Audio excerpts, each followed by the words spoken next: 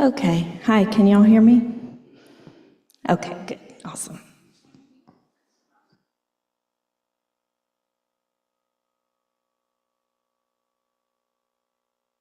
Hey, Rainey. Hey, Peter. Hi, Patty. Hi, Hangman. Jamie Lee.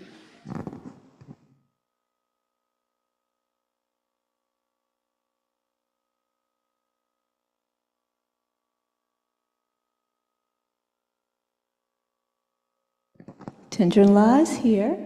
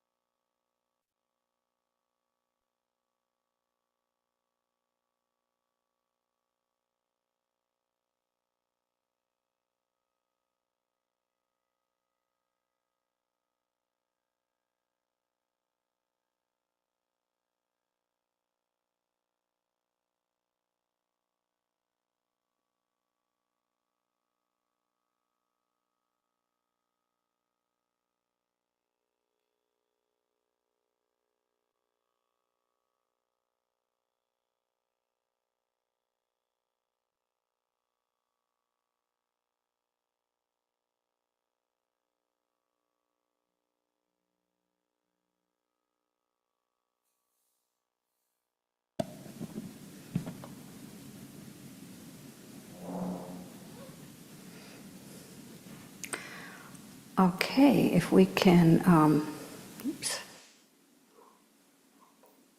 turn to page 35 in the Gold Prayer Book, and we'll do the 7-limb prayer.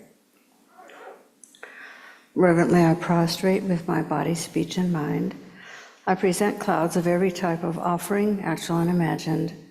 I declare all my negative actions accumulated since beginningless time and rejoice in the merit of all holy and ordinary beings.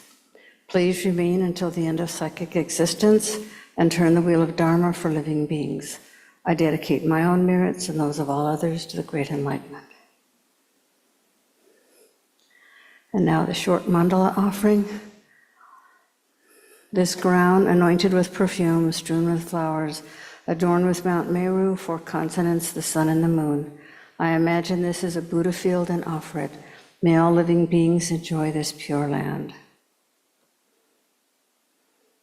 O holy and perfect pure Lama, from the clouds of compassion that form in the skies of your Dharmakaya wisdom, please release a rain of vast and profound Dharma, precisely in accordance with the needs of those to be trained. Idam Guru Ratnamandalakam Niryatayami. And the refuge and bodhicitta prayer. I go for refuge until I am enlightened to the Buddha, the Dharma, and the Supreme Assembly. By the merits I create through listening to the Dharma, may I become a Buddha in order to benefit all sentient beings. I go for refuge until I am enlightened to the Buddha, the Dharma, and the Supreme Assembly. By the merits I create through listening to the Dharma, may I become a Buddha in order to benefit all sentient beings. I go for refuge until I am enlightened to the Buddha, the Dharma, and the Supreme Assembly. By the merits I create through listening to the Dharma, may I become a Buddha in order to benefit all sentient beings. And now, if I can get it to open.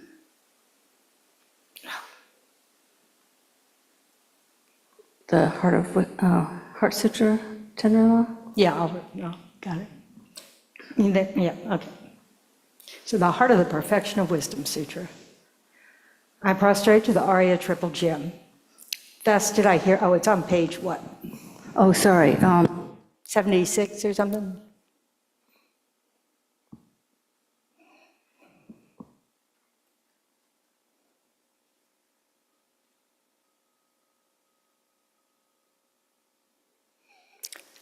The Heart of the Perfection of Wisdom Sutra. I prostrate to the Arya Triple Gem. Thus did I hear at one time that Bhagavan was dwelling on massive Vulture's Mountain in Rajagira together with a great community of monks and a great community of bodhisattvas. At that time, the Bhagavan was absorbed in the concentration on the categories of phenomena called profound perception. Also at that time, the Bodhisattva Mahasattva Arya Avalokitesvara looked upon the practice of the profound perfection of wisdom and beheld those five aggregates also as empty of inherent nature. Then through the power of Buddha, the Venerable Shariputra said this to the Bodhisattva Mahasattva Arya Avalokitesvara: how should any son of the lineage train who wishes to practice the activity of the profound perfection of wisdom? He said that, and the Bodhisattva Mahasattva Arya Avalokitesvara said this to the Venerable Shariputra: Shariputra, any son of the lineage or daughter of the lineage who wishes to practice the activity of the profound perfection of wisdom should look upon it like this, correctly and repeatedly beholding those five aggregates also as empty of inherent nature. Form is empty, emptiness is form, emptiness is not other than form, form is also not other than emptiness. In the same way, feeling, discrimination, compositional factors, and consciousness are empty. Shariputra, likewise, all phenomena are emptiness, without characteristic, unproduced, unceased, stainless, not without stain, not deficient, and not fulfilled. Shariputra, therefore, in emptiness there is no form, no feeling, no discrimination, no compositional factors, no consciousness, no eye, no ear, no nose, no tongue, no body, no mind. No visual form, no sound, no odor, no taste, no object of touch, and no phenomenon. There is no I element, and so on, up to and including no mind element and no mental consciousness element. There is no ignorance, no extinction of ignorance, and so on, up to and including no aging and death and no extinction of aging and death. Similarly, there is no suffering, origination, cessation, and path. There is no exalted wisdom, no attainment, and also no non-attainment. Shariputra, therefore, because there is no attainment, bodhisattvas rely on and dwell in the perfection of wisdom, the mind without obscuration and without fear. Having completely passed beyond error, they reach the end point of nirvana. All the Buddhas who dwell in the three times also manifestly, completely awaken to unsurpassable, for perfect, complete enlightenment and reliance on the perfection of wisdom. Therefore, the mantra of the perfection of wisdom, the mantra of great knowledge, the unsurpassed mantra, the mantra equal to the unequaled, the mantra that thoroughly pacifies all suffering, should be known as truth, since it is not false. The mantra of the perfection of wisdom is declared: Tayata gati gati paragate parasam gati bodhisattva. Shariputra, the Bodhisattva Mahasattva, should train in the profound perfection of wisdom like that. Then the Bhagavan arose from that concentration and commended the Bodhisattva Mahasattva Arya Avalokitesvara, saying, well said, son of the lineage, it is like that. It is like that. One should practice the profound perfection of wisdom just as you have indicated. Even the Tathagatas rejoice. The Bhagavan having thus spoken, the Venerable Shariputra, the Bodhisattva Mahasattva Arya Avalokitesvara, and those surrounding in their entirety, along with the world of gods, humans, asuras, and Gandharvas, were overjoyed and highly praised that spoken by the Bhagavan. This completes the Arya Bhagavati Prajna Paramita Hridaya Sutra. When I first came to Kadampa Center, this was read every Sunday morning. I couldn't keep up with it at all. All the names, I'd be like 3 paragraphs behind everybody else. It was just like, I remember the first time I said it and thought, oh, I'm at the same pace as other people. It's like riding your bike around the block for the first time without falling. Or roller skating. I remember when I did that. So, oh boy. So why is it that meditating on the Heart Sutra or reciting the Heart Sutras not necessarily a particularly good meditation on emptiness?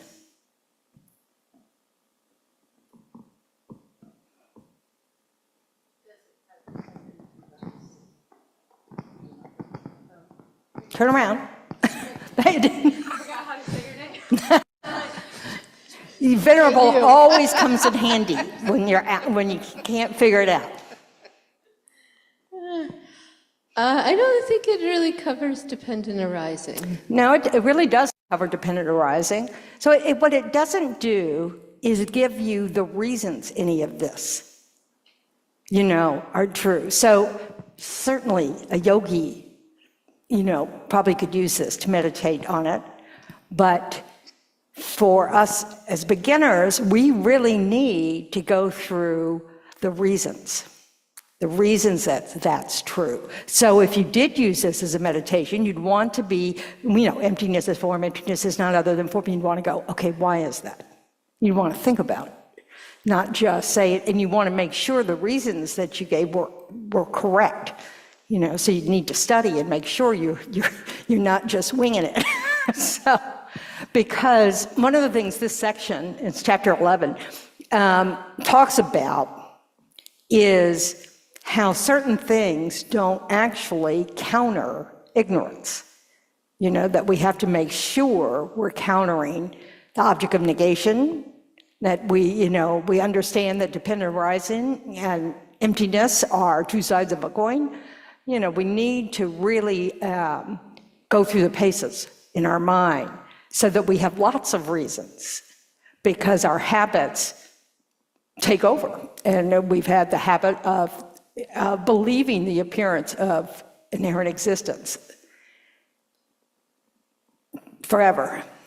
And that's a very, very long time. So, and some of the things are kind of interesting in this section. So this section, did people get a chance to look at it? I'll take that for a no.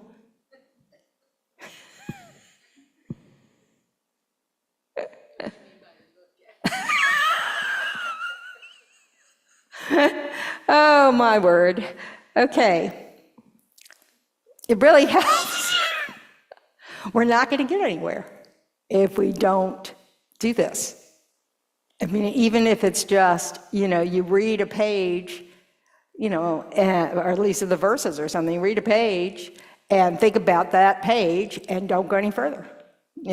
That's good enough. You just have to get familiar with it, so, but that requires, and spending an entire weekend reading the whole book doesn't do that. You might glean parts of it, but you probably won't retain a whole lot of it. So it really is this slow, tedious, repetitive process. Because when you think about the fact that all day long, in every thought, every appearance is of true existence. We don't grasp at every appearance, but that's how repetitive it is. And we had to counter that. That's a big task. It's not going to come by occasionally thinking about it. It's not going to happen. So we want it so that it arises naturally. Like, I know a lot of you have probably practiced trying to generate great compassion, and so that to the point where you realize, oh, now pretty much my go-to mind when there's some difficulty is to have compassion arise. So we want the same thing to work on the wisdom wing. Okay, so in this chapter, you get a lot more of, well, same old, you know, you get some refutations, but also an idea. But what's so good about this is that it's really helping you have no doubt what it is an object would have to be if it inherently existed. And that's the object of negation. So if you really do need to nail that, you know. So the first example is the diamond splinters or diamond slivers, or I read a different translation today. I don't think it said shards. Yes, the diamond splinters. So this is the fourfold analysis. Anybody familiar with that? What is it an analysis of?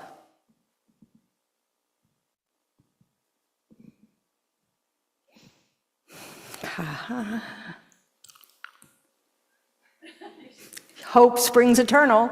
Do you know? Go, well, let's give your guess a try.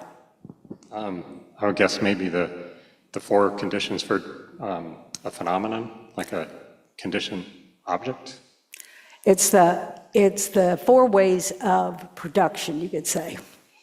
So production without causes, production from self, production from others, production from both. What do we need to remember when we think these things? What little phrase helps? Do. I need the Jeopardy to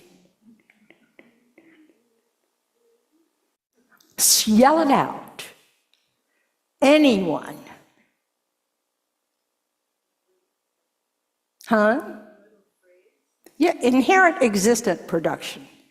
This is about, because we would say, yeah, any kind of production can't happen without causes, right? Okay, but it's not just any old production, any old causes we're talking about here. Because production from other sure seems to fit our kind of, dependent arising. You have something, you take a tree and you can produce a table out of the tree. So we're talking about inherent production. Now, in our tradition, those two things contradict each other, don't they? Why? Why does production and inherent existence contradict each other?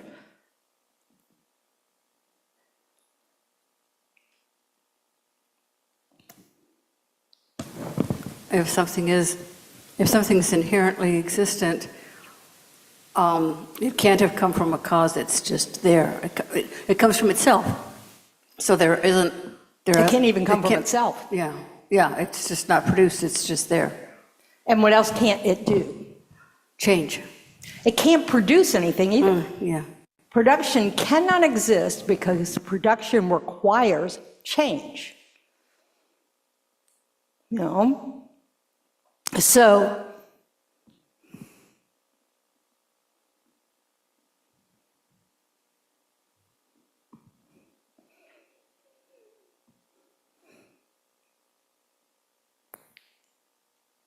So even though this feels like incredibly obvious, we don't remember it, do we?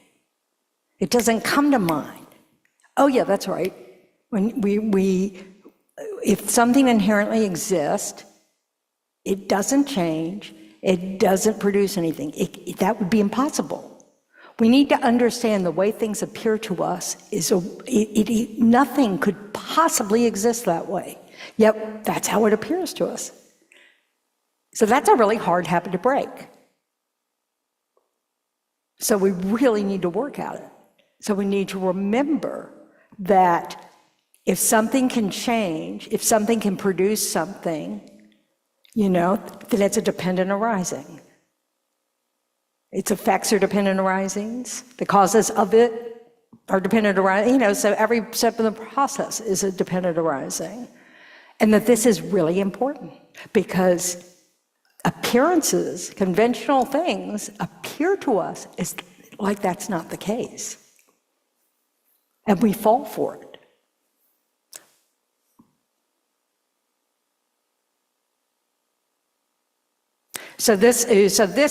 These verses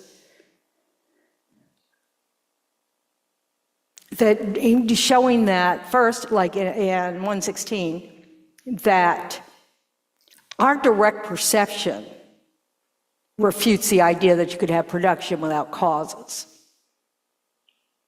Right? So we can see the truth of this. Right? There is absolutely no response in this room. How are y'all doing at home? They don't even look up. All right. How do we directly perceive production and causes and all that?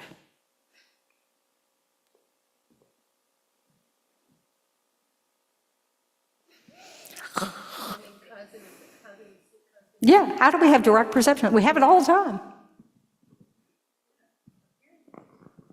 Isn't direct perception the first moment of perception? Direct perception is eye consciousness, ear consciousness, nose consciousness, taste consciousness, touch consciousness. So you perceive it by using your senses and seeing it. Yeah, we see it. We see cause and effect. You know? We know just by hearing, by seeing, by touching that things have, you know, that there's an active change going on. You know? We may not know what all the causes are. We certainly don't know what all the conditions are or what all the causes are, but we know that cause and effect is in operation, and we know that with our senses.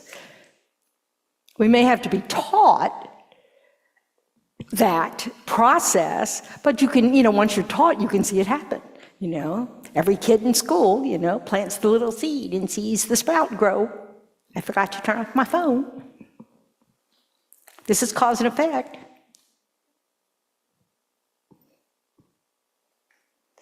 You look like you have doubt, John.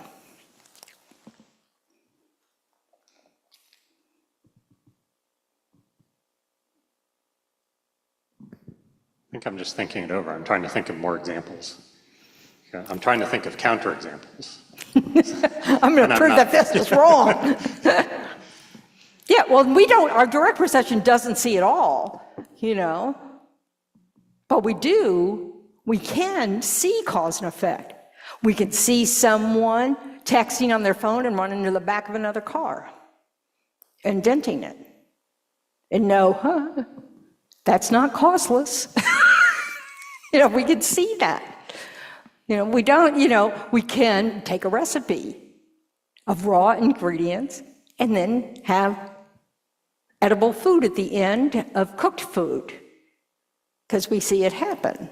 You know, I mean, this isn't rocket science.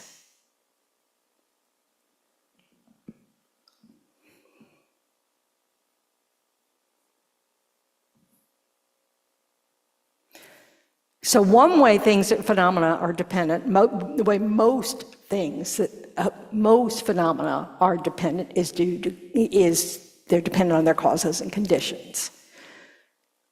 Some things are not dependent, but in that way, they're not dependent on causes and conditions. So what are they dependent on?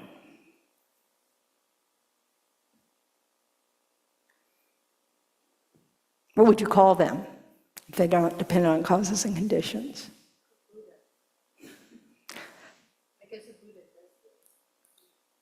A Buddha is nothing but the result of causes and conditions. The Buddha is nothing but causes and conditions. But one moment of Buddha mind gives rise to the next moment of Buddha mind. So that's a terrible example. I'm not accepting it.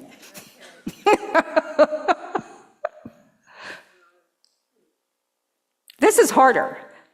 Who knows? What's permanent? Y'all know. Yeah. Space, okay. Uncompounded space is permanent. So we're not talking about outer space. We're talking about the space that allows outer space to exist, to be there. So, Cessation. cessation. So let's just talk about space or emptiness, okay? Now, His Holiness's explanation here, or the translator's explanation here, is occasional phenomena are by nature impermanent, and those phenomena that are always present are called permanent. It's really always unchanging or permanent, because the emptiness of this cup, is it always present? When? Huh? When the cup is present. When the cup exists. If the cup doesn't exist, the emptiness of the cup doesn't exist. Okay? So don't get confused by this always present. It's always present if there's, the emptiness of the cup only exists if the cup exists. Okay? Because it's not like there's an emptiness of the cup out there floating around, and then when there's a cup, it just joins forces. It really is an individual phenomenon to phenomenon, to get that English grammar going. So,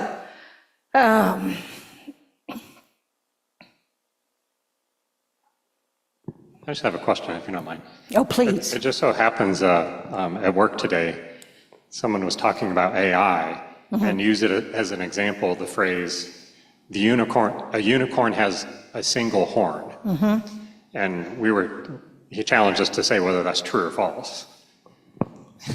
And it sort of struck me like this, like, do you need to assume a unicorn exists in order to evaluate that? If so, like conventionally, a unicorn has a single horn. But In we what could way? also, Does a unicorn exist? So how does a non-existent unicorn have a single horn? You could say the definition of a unicorn is this, but it doesn't exist. so we need to define it differently, I guess. Yeah. Like maybe an animated depiction of a Yeah. fantasy. Or a unicorn in a book, or because it's just a concept. People can argue about whether they actually exist or da-da-da-da-da, but, most of the world would say, no, it doesn't exist. Huh? The horns of a jackalope? Yeah, Yeah. you're right, it's the same thing as that. Skyflower. I mean, there are lots of things. So you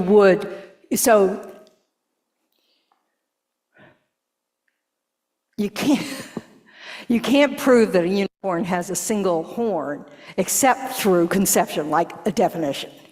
If that's the definition, hence the name, it's, then you can work with that.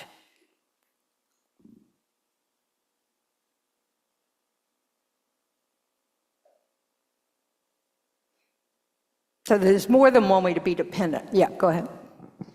Okay, so I got to go back to the Buddha, because a Buddha does not have karma. Is that correct? Doesn't have negative karma. There's Is he still dependent on karma. causes and conditions? It seems like there's a different, Because it's pure. yeah. But is it still karmic? It's not karmic, but it's causes and conditions. It's dependent on causes and conditions. I didn't say karma and afflictions. I said causes and conditions. A Buddha is dependent on causes and conditions. One moment of mind, that for a moment of enlightened mind to exist, a previous moment had to produce it. And that, as soon as that moment, disintegrates, a new moment of Buddha mind exists. That sounds like a Buddha would be impermanent. It is, absolutely. A Buddha is impermanent. So a Buddha could stop being a Buddha. No, because it's irreversible, because the mind of a Buddha is pure. And if it's dependent on causes and conditions, how could it not be something that could then Because it does not have stop, any ignorance. cease? It has no ignorance. Ignorance is the foundation for karma and afflictions. Buddha doesn't have any. And so there's no foundation for negative states of mind or imprints even to arise. They don't exist in the mind of a Buddha. It seems like if a moment ceased, then that would cease, the Buddha would cease. Like us? We cease in every moment. Yeah, but I didn't think a Buddha ever would. Well, they do. They cease? Yes, they cease just the way the same exact way we cease. Just that, each moment of the mind is impermanent. They have the same kind of mind. They start with our mind and they purify it. They don't get a new kind of mind. They just clean up the mind that they have. And they remove ignorance. So it's completely gone. So you can do it as akin to the fact that once you learn the rope's not a snake, you can't go back to thinking it's a snake. You know it's not. That's what no ignorance means. They know. So they can never go back to thinking there's any happiness in afflictive thoughts.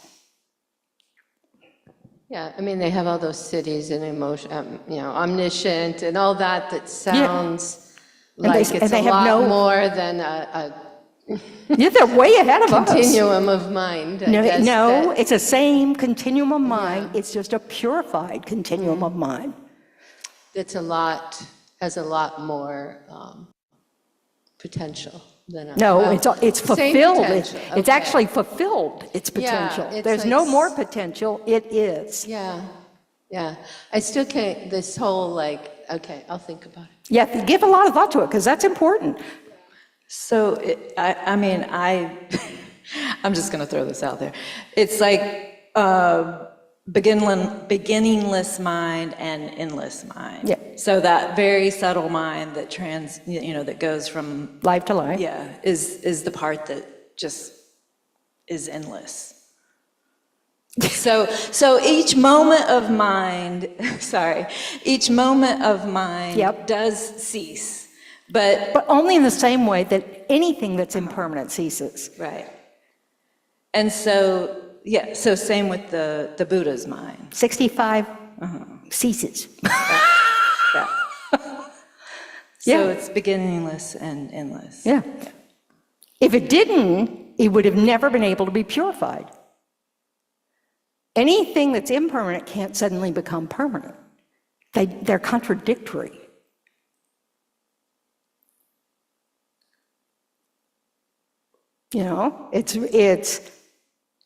That's one of the arguments in these verses, is that you can't take something, because that's what some of the lower schools think, like the Svatantrika, whatever that school is.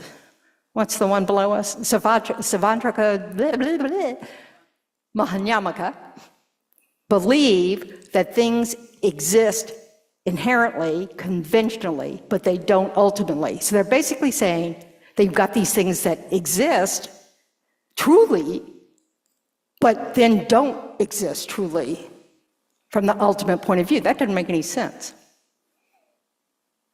That would be annihilating all conventionalities when you looked at it as ultimate truth. Because you've just changed its this is something that's impermanent, and then but you're saying, no, actually it's permanent, and then when you're looking at it with an ultimate analysis, it's going to become, impermanent. These things are contradictory.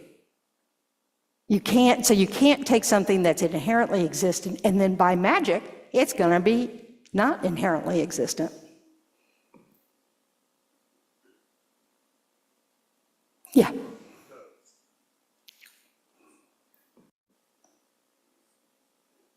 We'll have to tell Susie she's sorely missed when she's on vacation. So sometimes I view things, right?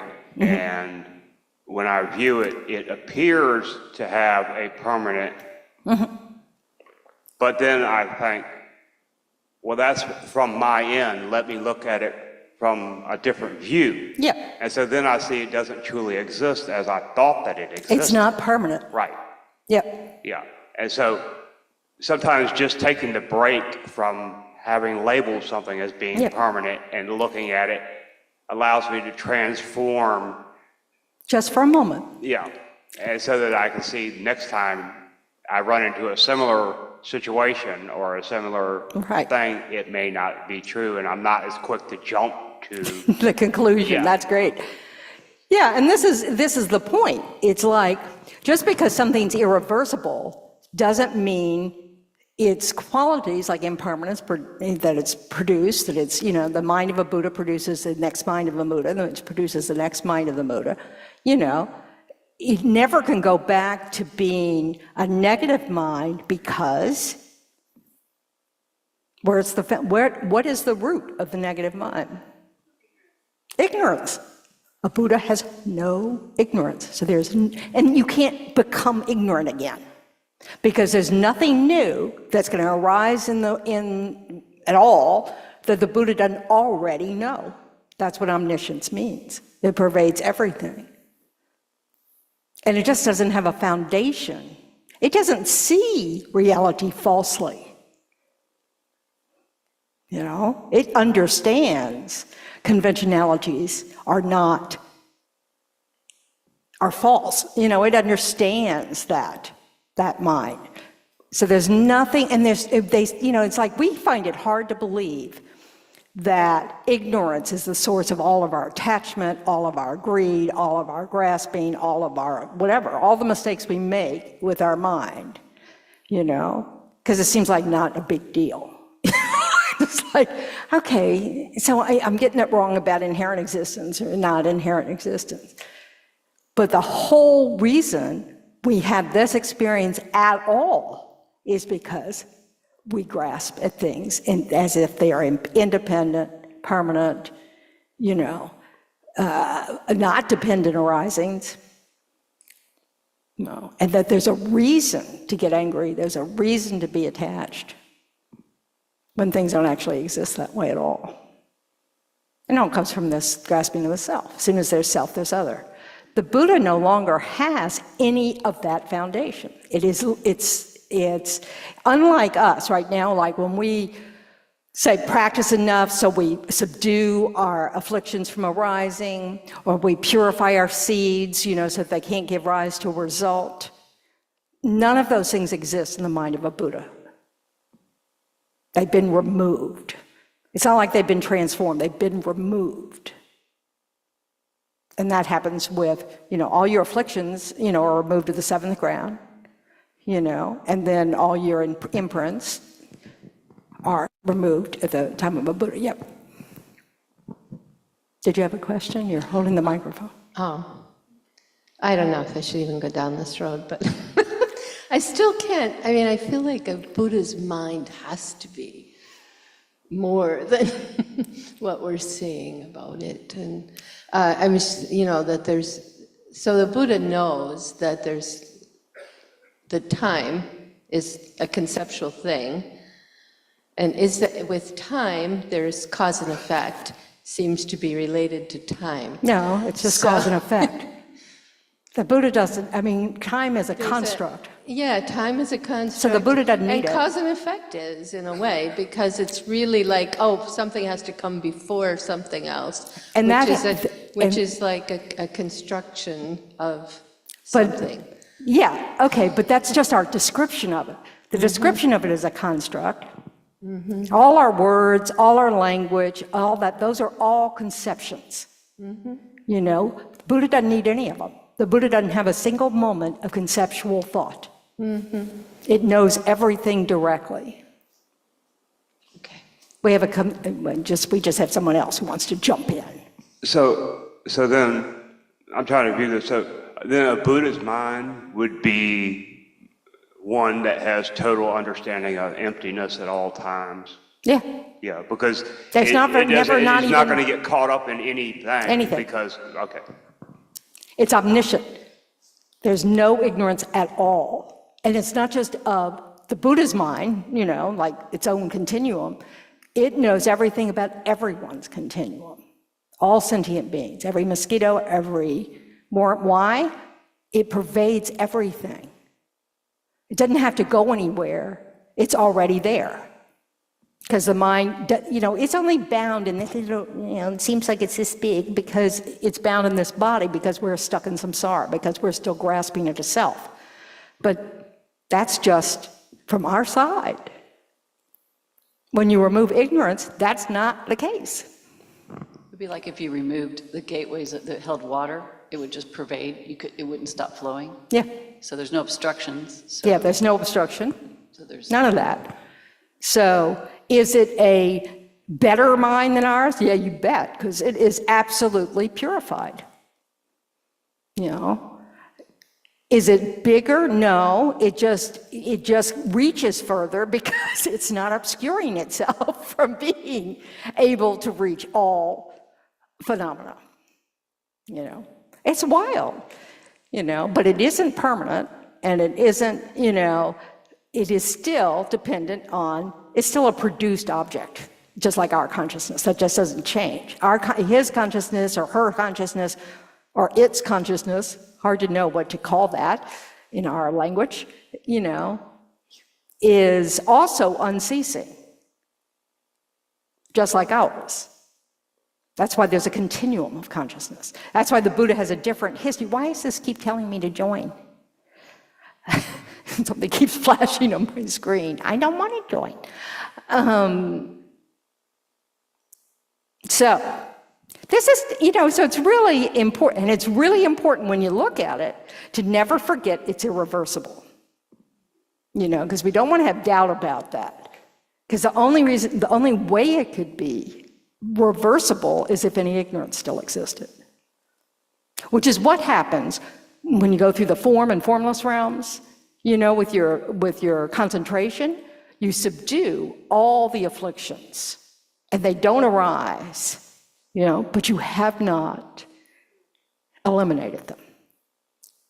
You know, so as soon as your mind's out of that state, bingo.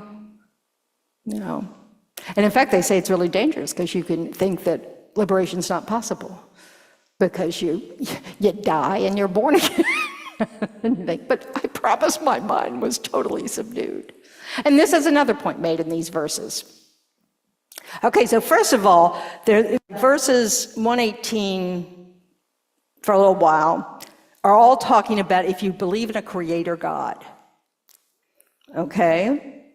So that can be useful if those of us, if they're, you know, if you were raised with the idea of a creator God, but you need to make sure that you understand how it's defined in the tradition they're talking about, okay? So, let me find it.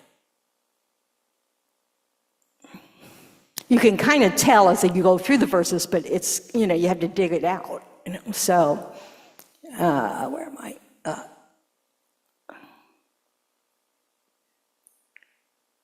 Okay, so a creator is indivisible, single, it's a unitary thing. He is not born, which comes from that aspect of thinking it's, you know, inherent. You know, it's just always been there, always will be there. Does not perish. He is eternal, he is pure, and has a thinking mind. He is divine and an object of reverence. So Shantideva then goes through the reasons why that's not possible, you know, using their own tenets. So one of the things, you know, is that, you know, you say that, you know, the elements are, you know, that if you say the creator God's the equivalent of the elements, you know, we would have no problem with that because everything's made up of the elements, you know, but there would have to be all the same arguments that we use in all the other arguments. If there are multiple elements, what does that imply?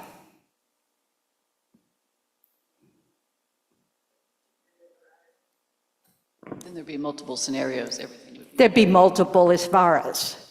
There'd have to be several gods. That's the one or many kind of thing.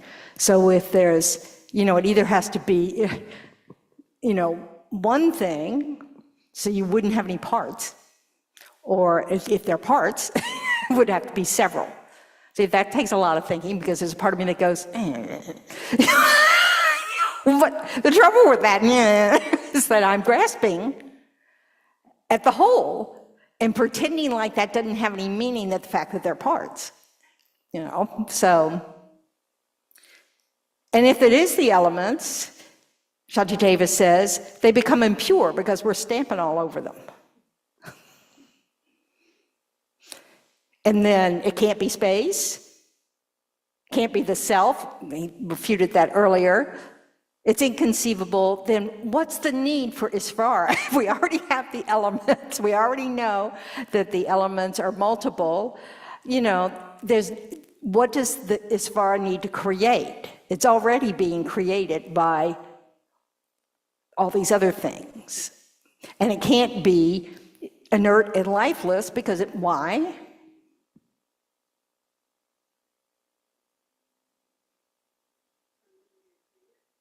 How could it create anything?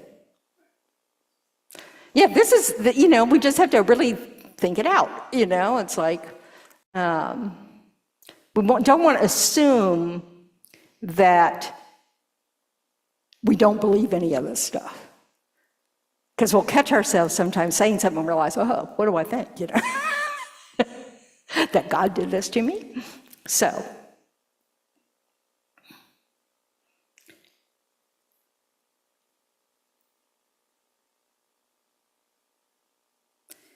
then in verse 122, he brings up how pain and pleasure arise from karma. So what has this creator God produced?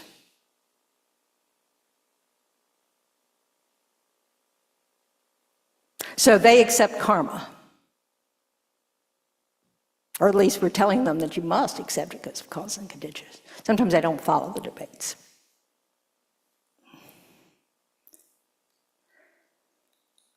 Then they say that if a creator God really existed and really created everything, that there wouldn't have to be any relationship between causes and their effects, because the only cause is the creator. But we see all the time, there's a relationship between causes and their effects. And if the cause is this permanent unitary thing that's always existed, that didn't have to come into being, it makes the same problem as with inherent production.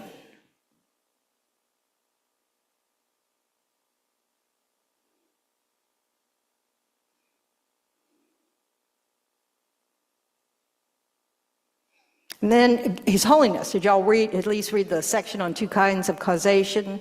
Well, actually, it's more interesting a little further along. So one way of consciousness,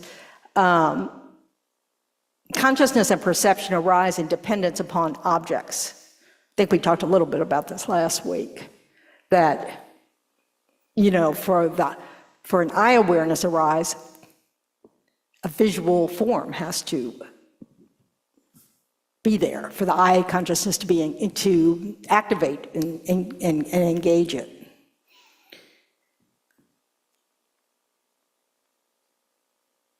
But the clear and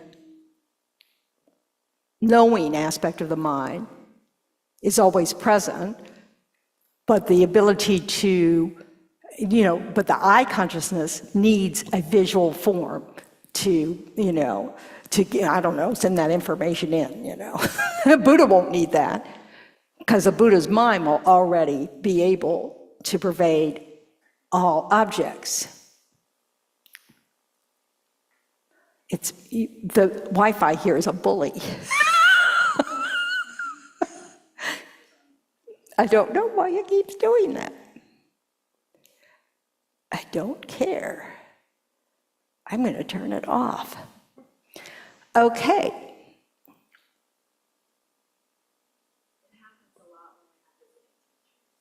Yeah, I guess because our laptops keep looking for Wi-Fi.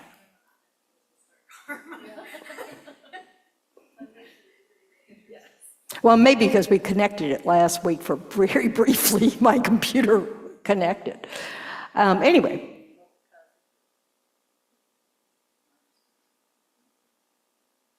So every moment of consciousness is a result or product of its preceding moment. This continuum is beginningless. Sensations and experiences, such as, joy and pain, happiness and suffering, they are the result of and afflictions, karma and action. Well, yeah, whatever. But it's like the result. We place a seed with every action. And, we just accept in our tradition mental action also. But but action is involved. Material phenomena come about due to their preceding substantial cause. But that substantial cause isn't an inherently existent cause.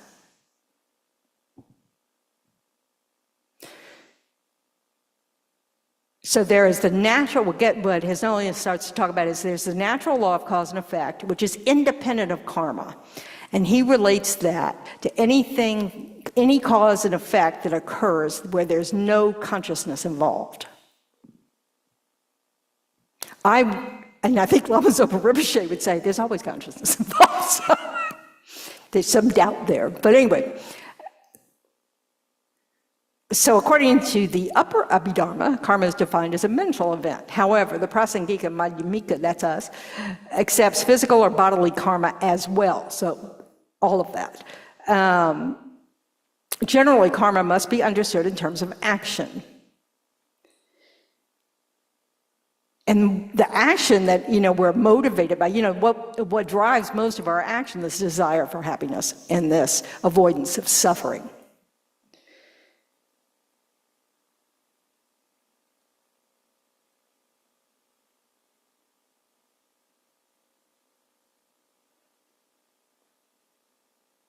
So then he talks about how we can trace our physical components all the way back to the beginning of this universe. Science supports that. So he says, the causal relationship between the various stages of an inanimate material continuum is concerned, does not think karma plays any role. I'm not sure Lama Zopa Rinpoche would agree with that. He always said it's all karma. Because you think about what would create the cause for this universe to come into being. It's somebody's karma. All the beings that are going to live there eventually. They talked about this at retreat once, the same thing, and there was. Can you speak up a little bit? They talked about this at retreat once, and so those two positions were raised and just recognized as being different. Yep, they're just different. The tree falls, the forest, all that. Yep.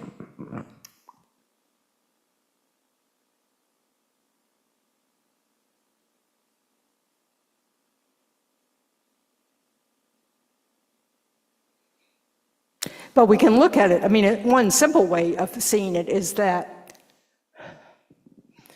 the fact that leaves on trees fall, that, gravity, all those kinds of things, that's part of the system we've got going in this universe, right? Doesn't mean it'll be true in every universe.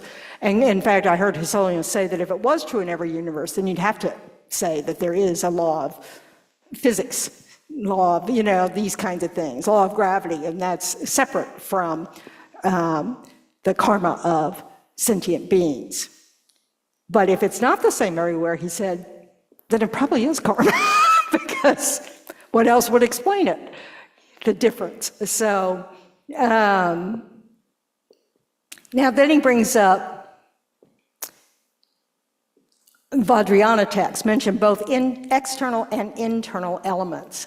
Internal elements are finally traced to the most refined elements, which are explained in terms of the energy wind, so that very, very, very subtle energy. And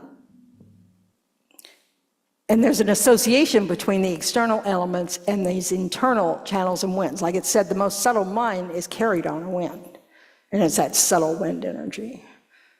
So in Tantra, it's taught that body and mind are inseparable, but it's this kind of very subtle mind and subtle wind, not this kind of body.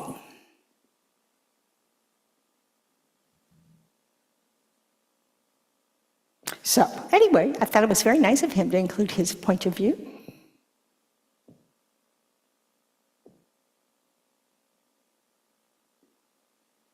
So this section is all about a creator God.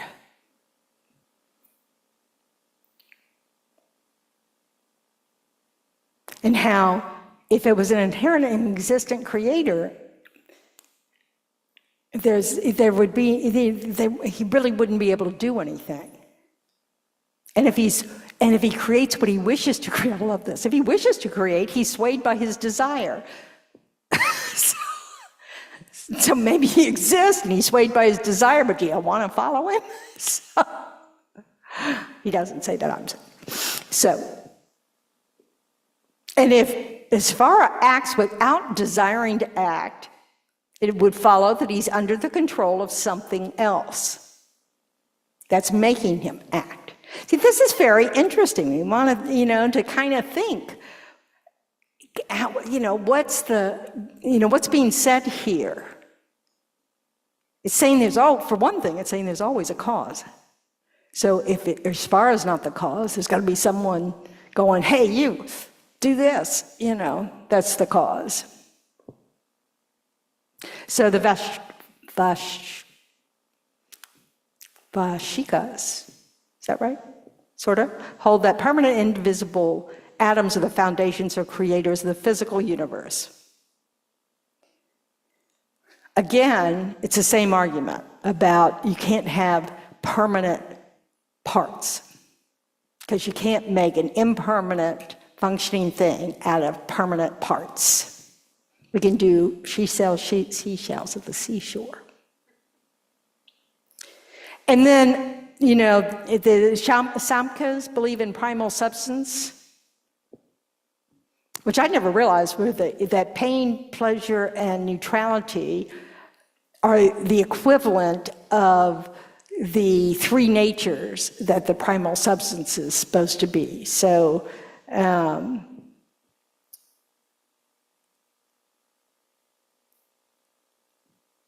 so the first argument is, if something has three natures, it cannot be unitary. But we can't think these people are just stupid. We believe all kinds of things that when we really look, well, that doesn't make sense. But,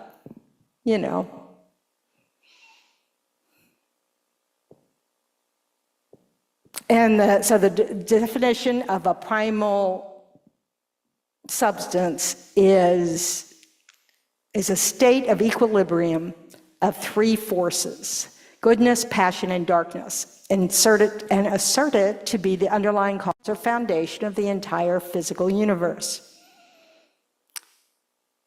Shantideva refutes the fact that it can be unitary, because if it's unitary, it can't be an equilibrium of the three natures. And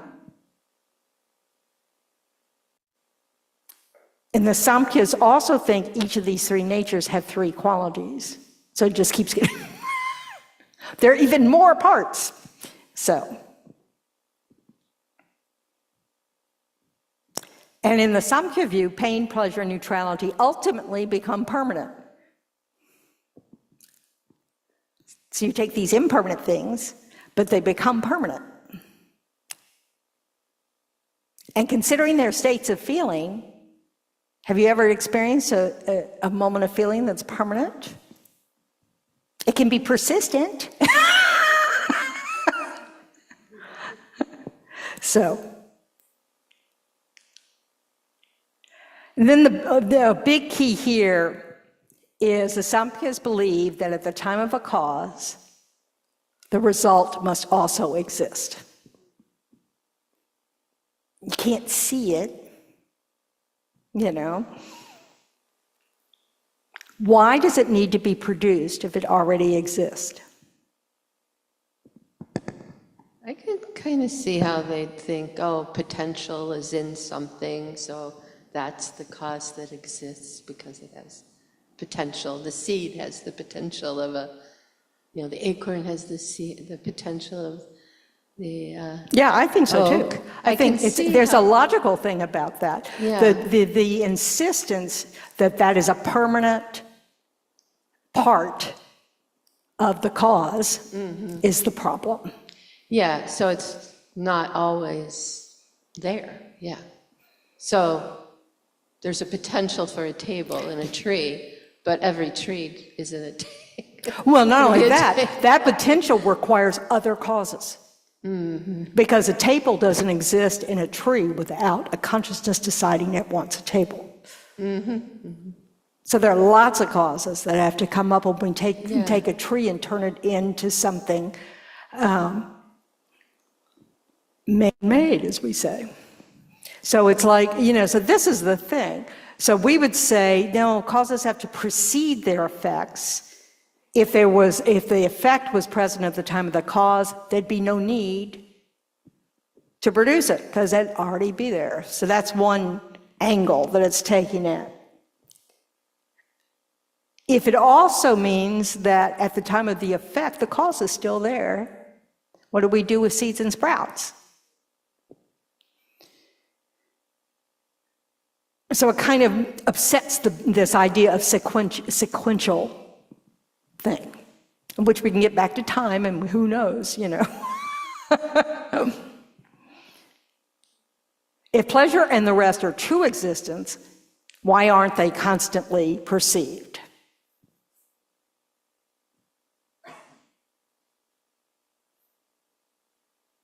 So it's just going on to go through all the why things must be impermanent. And then it talks about how, oh no, the pleasure is just the coarser aspect. So what is, it's allowing two contrary states to exist at the same time. And we say that that's not possible. Because feeling, you don't have two feelings accompanying every mind, or 3 or 4 or 5. You have one feeling with a moment of mind.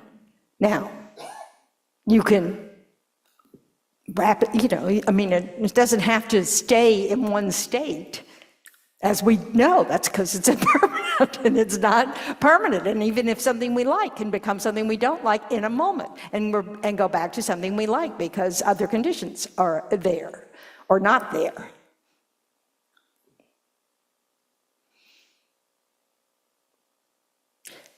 And then in 135, he says, you do not intend, so you is always the other side that we don't agree with. You do not intend that what is manifest lacked earlier existence. Yet this is the meaning of what you say, of what you're holding. If results exist within their cause, though I like this example because it's particularly meaningful. Those who eat their food consume their excrement, because that's what it's saying. And with the money they would spend on clothing, they really don't need to go that far. They can just, buy cotton grain and that'd be enough.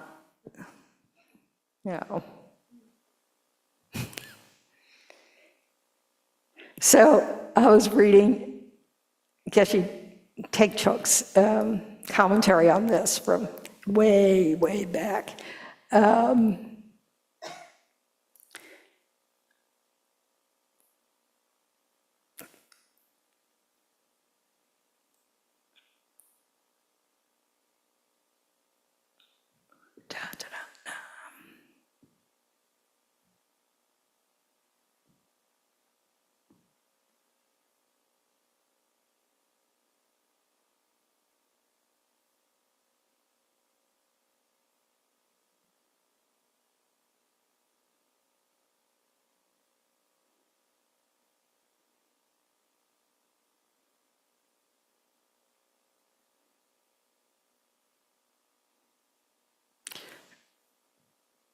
When is it that we may believe that something has no cause?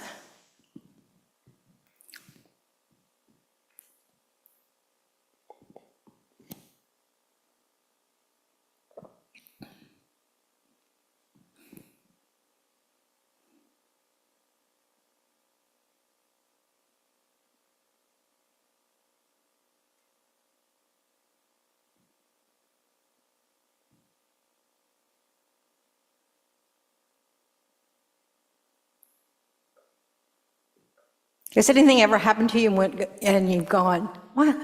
I don't deserve this.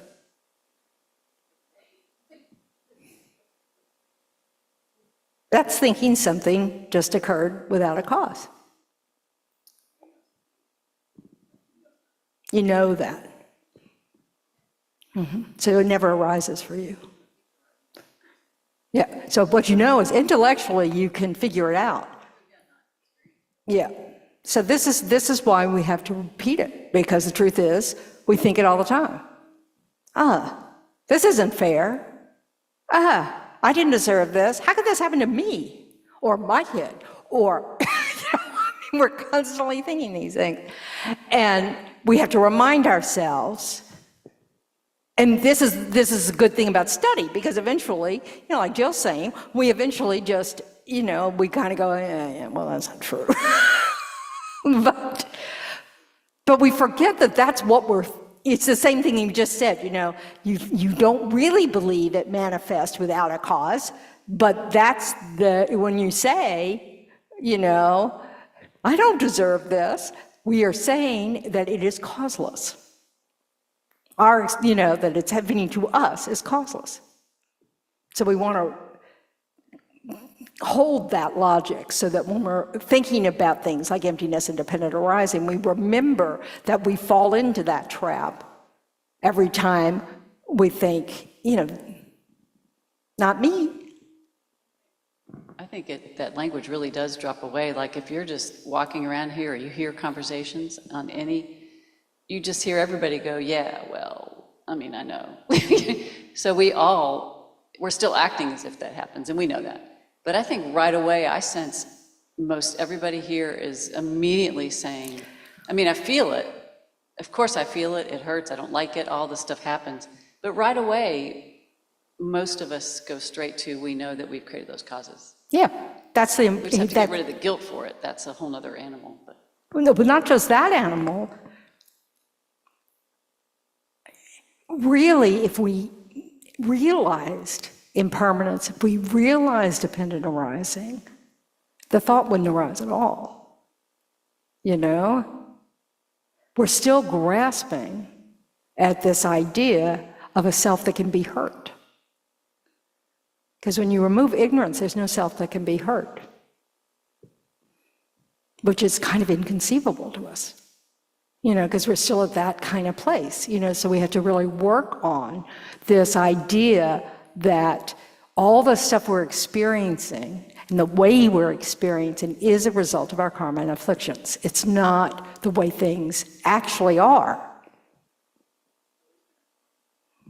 No, this is why we study. This is the good news, So it's not like we're idiots, and still, in spite of study, we still, blah, blah, blah. We've learned something, but we need to keep learning and not stop where we are, I just think it's amusing when we think about, I don't know about you, but when I read some of this stuff, I'm going, yeah, I know that. Okay, get to the point. That is the point. It's like when you first, study the Lamrim, and the Lamrim Chenmo, and then you finish it and you go, what's next? Well, let's go back to the beginning of the Lamrim, It's just like we just want something else. Do you remember when I said that to you? Yeah. I said, okay, got that, we done karma. I was so new. And then I went, so, okay, what's the next thing that we're going to have that won't be that and that and that? And you looked at me like, okay, that is the Lamrim. Well, it's like I didn't know what that was yet, so I didn't know it was like the whole complete path. Yeah, and it's just so funny, it's like, because we are so goal-oriented, first of all, and we don't think the goal is the transformation in ourselves. We think the goal is the knowledge, instead of that internalization of that knowledge. That's really what we want. That's the true refuge, is when we've changed our mind, So, and that happens with this kind of effort. Well, it also seems that's why it's so important to do the contemplation and meditation as well as the study. But you need the study to have something to contemplate and meditate. Because it takes it's so all three. deeply held without the meditation to... Without the really... study, you can't replace it with anything. No, I'm not saying, I'm it's saying all free. after, if you just study, That's not enough. That's just getting knowledge. So that's why you have to think about it. You have to debate it in your own mind. You have to kind of, okay, are there any times when I do this? You know, I might not use these words. It may not be this condition. You know, when do I do this so that we can keep countering it? Because logically, we've already think it makes sense. So we need to now follow up on that through just exactly what you're saying, contemplating. And then when you have that glimpse, then you have meditation. You stay there and you let it sink deeper. So that's why we alternate analytical meditation and placement meditation. So every time we're sitting there contemplating, you don't have to be on a cushion, but every time you have this sense that, oh, you want to stop analyzing and rest in that new place. So we'll go deeper, just like Chitsa's saying, you know.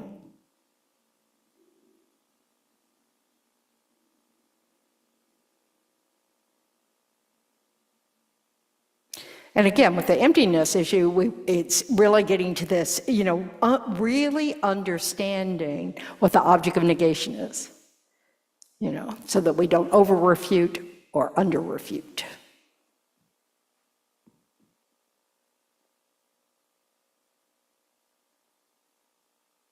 Because like, it's really common to have the idea that emptiness is somehow not empty. You know, we have to remember that when you're not in that meditative equipoise, conventionalities appear, and until we're Buddhas, they appear as if they inherently exist. You know, so we have, I had a point, what was I going?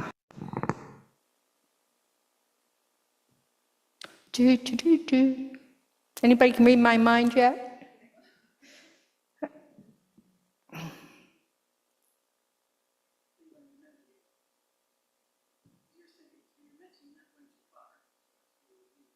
Yeah, probably.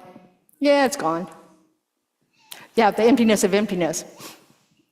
So that because when we're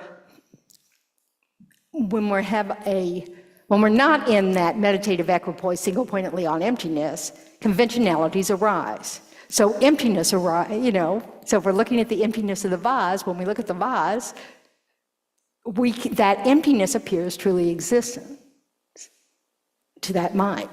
That's, you know, it's only when it's in meditative equipoise that it doesn't look like that. Nothing arises. But, you know, so obviously when you're on the seventh ground, you know, or you've created the cause for the eighth ground to manifest, you don't have there's no part of appearance that fools you.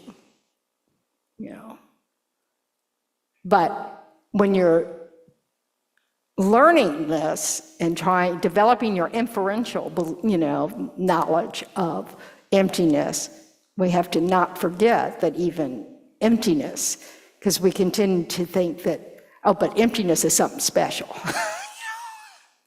But emptiness also doesn't inherently exist. But this is how, so explain to me how dependent arising avoids the two extremes of nihilism and many, you know, absolutism, eternalism, you know, however you phrase the other extreme.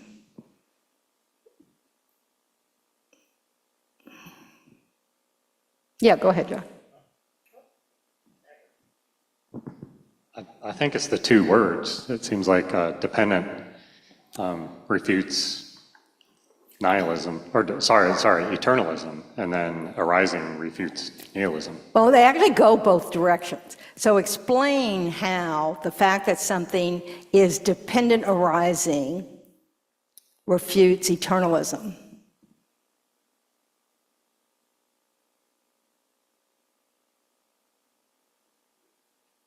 That's harder to show. Because it's made of parts, it can't be eternal.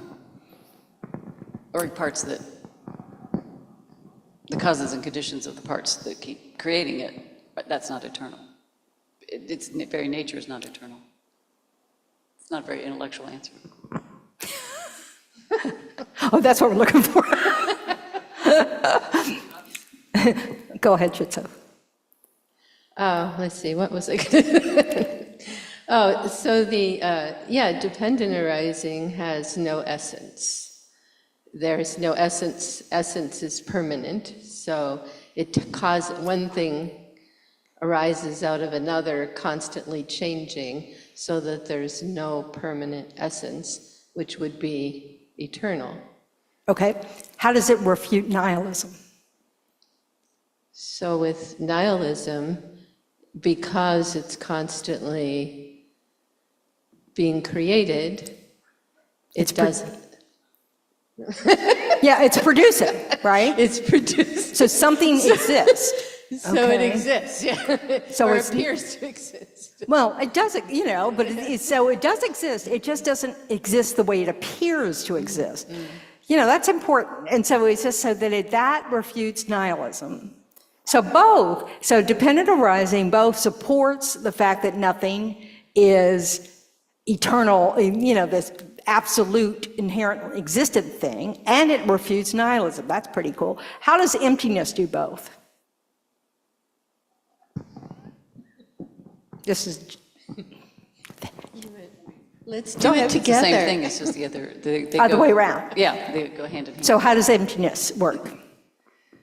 So because something is empty, it has to have parts.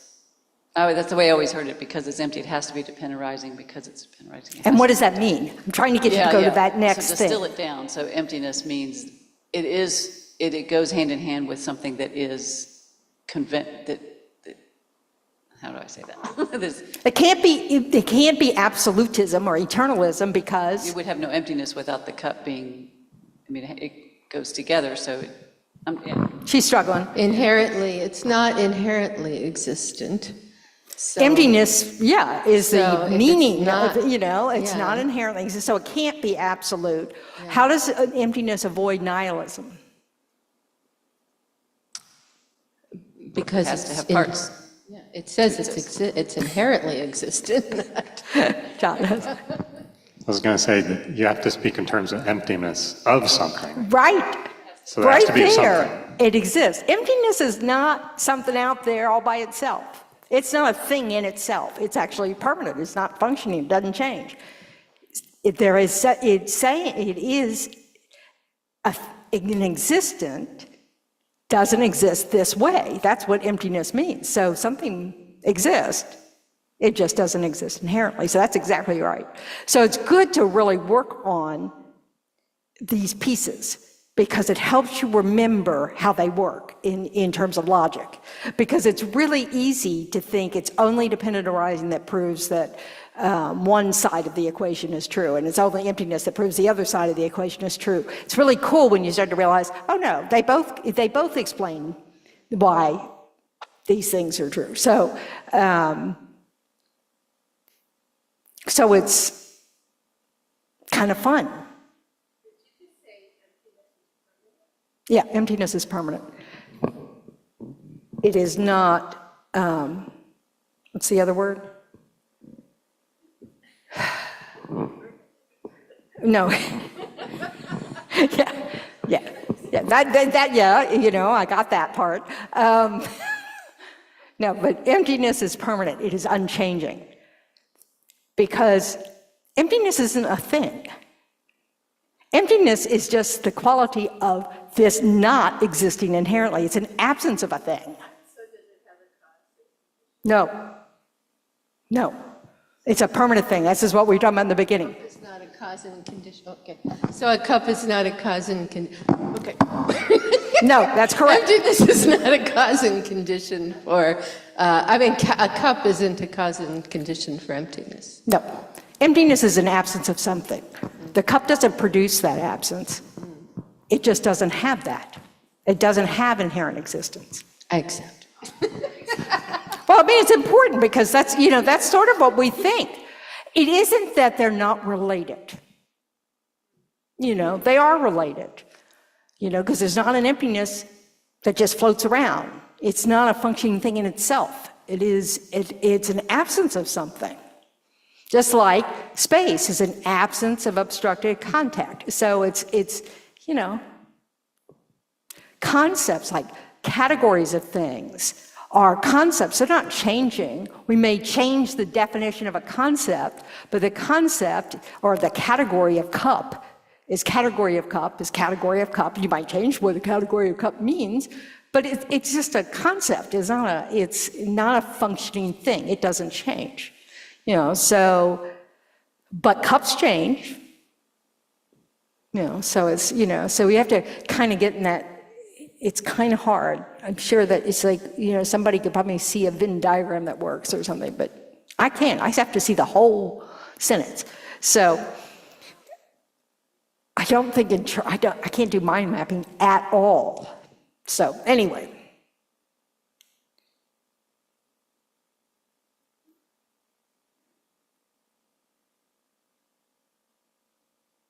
Oh, we're almost out of time. Oh no, we'll have to continue next year. No, that's not gonna work. I know. Okay, so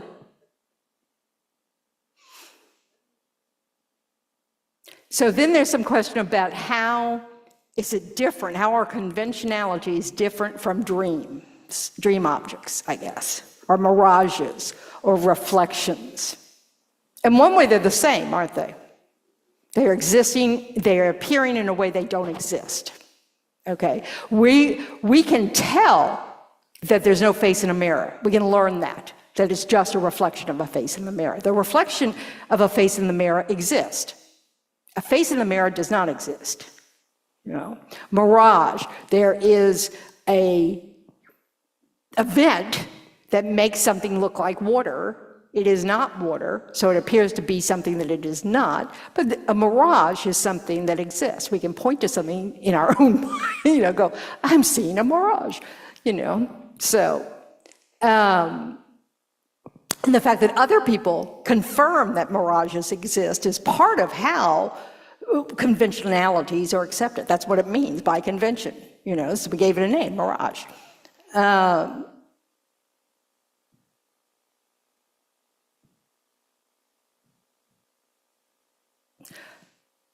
So what's the difference between conventional objects versus dream objects?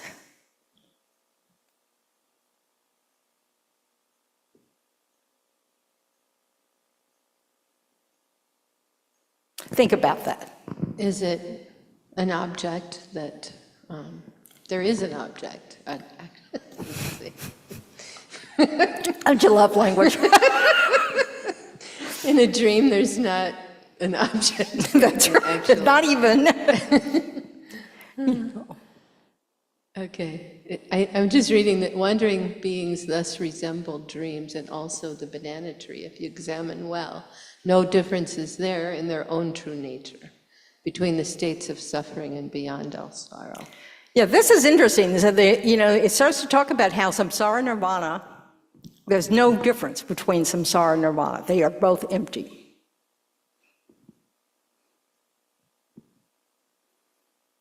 This is the fact that, like, when a bodhisattva becomes a Buddha, he doesn't have to go anywhere.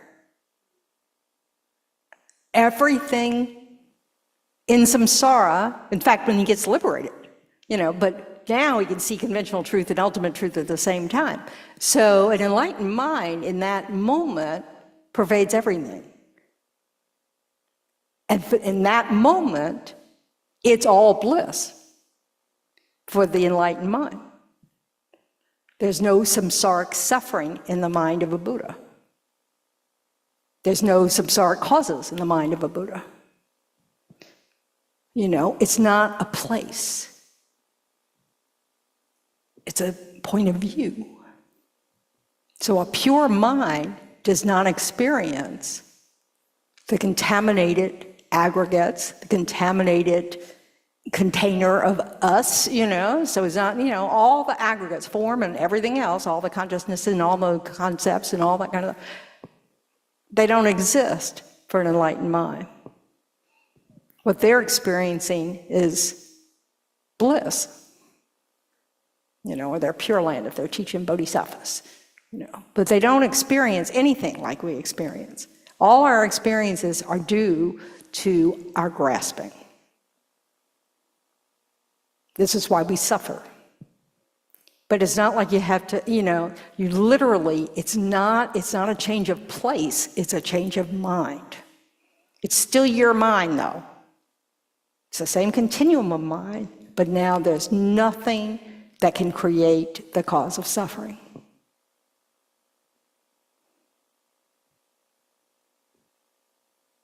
So these, like the remainder of these verses are really good to get familiar with.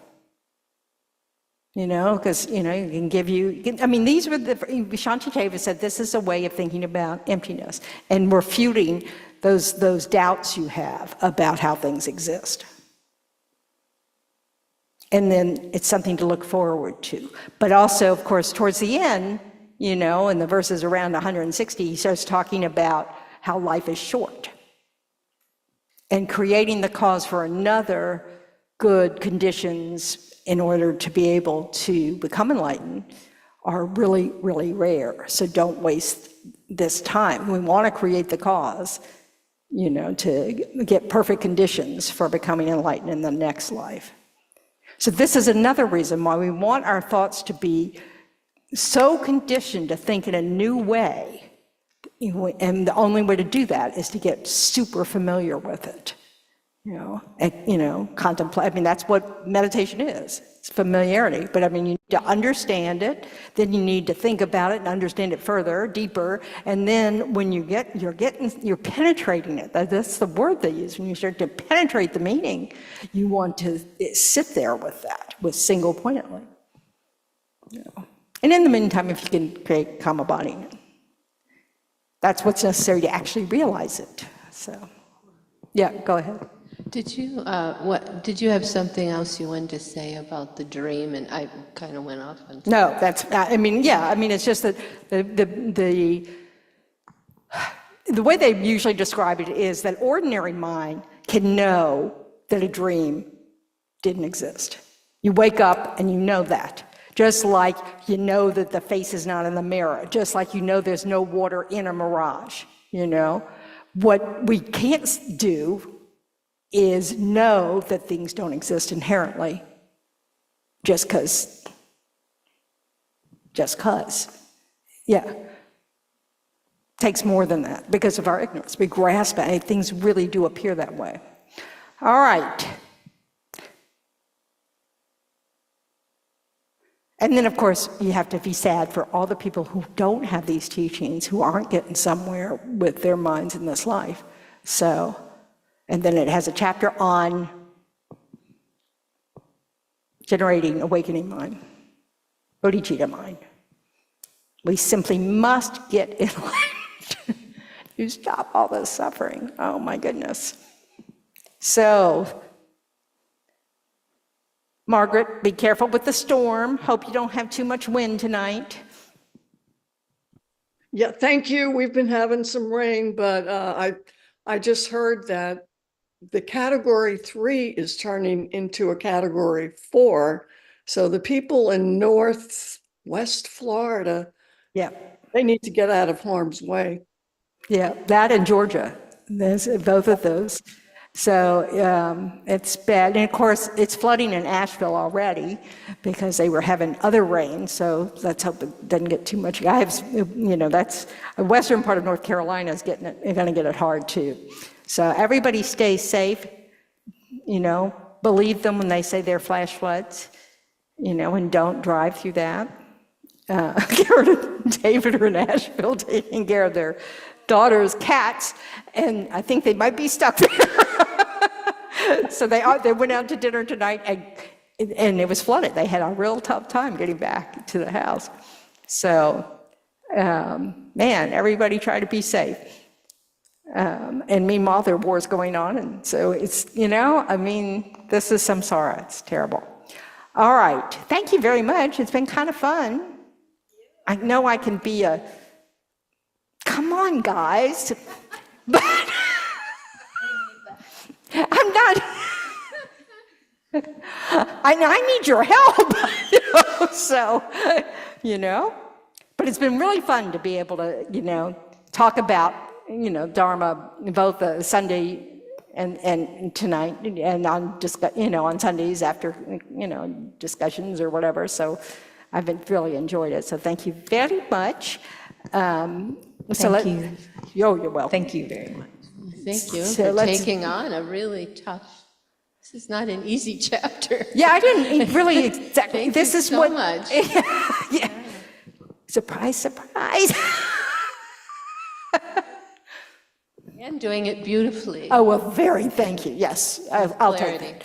So anyway, so let's rejoice and dedicate the merits from our efforts, kind of going, because that's what it takes. We have to, from confusion comes wisdom. So we start with confusion and we keep trying. That's all we can do. So y'all showed up. How rare is that? Just, it's very rare. So we're doing good. Okay. Go for it, chant mistress, chant mistress. Okay, let's go to pages 235 and 236 for the dedication prayers. Due to the merits of these virtuous actions, may I quickly attain the state of a Guru Buddha and lead all living beings without exception into that enlightened state. May the supreme jewel bodhicitta that has not arisen arise and grow, and may that which has arisen not diminish, but increase more and more. Just as the brave Manjushri and Samantabhadra too realize things as they are, I too dedicate all these merits in the best way that I may follow their perfect example. I dedicate all these roots of virtue with the dedication praised as the best by the victorious ones thus gone of the 3 times, so I might perform good works. I dedicate whatever virtues I have ever collected for the benefit of the teachings and of all sentient beings, and in particular for the essential teachings of perfect pure Losang Drakpa to shine forever. Now on page 244, the long life prayer for His Holiness. In the land encircled by snow mountains, you are the source of all happiness and good. All powerful Chenrezig Tenzin Gyatso, please remain until samsara ends. And page 245, Khyentse Rinpoche. The one who mastered his speech at a very young age, the one with great patience who received the name Avatari, the one with great precision who spread the teachings of Lama Tsongkhapa on bliss and void, Lama, ornament of the yellow hat tradition, please remain until samsara ends. And now on the inside back cover, the prayer for the swift return of Lama Zopa Rinpoche. Peerless teacher and assembly of the children of the victorious one, Shravakas and Pratyeka Buddhas, victorious Losang father and sons, along with the lineage masters, all the objects of refuge of infinite lands, please bestow the virtue and goodness of accomplishing this prayer here and now. Holding and spreading the Muni's precious and complete teachings through explanation and practice, you are the armor of patience that is never discouraged. Incomparable Venerable Guru, to you I make request. While striving single-pointedly for the sake of the victorious one's teachings, the sole gateway through which all benefit and happiness emerge, and from other living beings, you suddenly departed to peace. What a great loss. Nevertheless, through the undeceiving truth of the blessings of the ocean of the 3 jewels and the great waves of bodhicitta of the children of the victorious ones, may the smile of a reincarnation swiftly beam in glory for fortunate disciples. And now on the inside front cover, the long life prayers for Geshe Gelek and Geshe Sangpo. Supreme Guide, you lead us on the many paths of virtue. A shining sun, you give us the best of excellent explanations. Supreme virtuous friend, you are a constant Dharma companion. Lama who has renounced fame, may you ever remain. You have steadfast imprints of virtuous qualities and keep the instructions of the glorious Guru in your heart. You who pass day and night with noble activities, great virtuous friend, may you have a very long life. And then 7 Tara mantras for the benefit of all sentient beings and for Tendron Law's safe journey back to Florida and a long life. Om Tare Tu Re So Ha. Om Tare Tu Re So Ha. Om tari tu re so ha. Om tari tu re so ha. Om tari tu re so ha. Om tari tu re so ha. Om tari tu re so ha. Thanks, Donna. And I wanted to reassure Margaret that I have delayed, I'm not going to drive back to Florida until it is safe to do so. I'm supposed to drive back Saturday and Sunday, but I don't think that's going to work out. So, but see you Well, soon. glad to hear that. I thought We you miss might. you. We'll be glad to see you when you're back. Okay, thanks. Bye, everybody. Thank you. Good night. Good night. Thank you. Good night.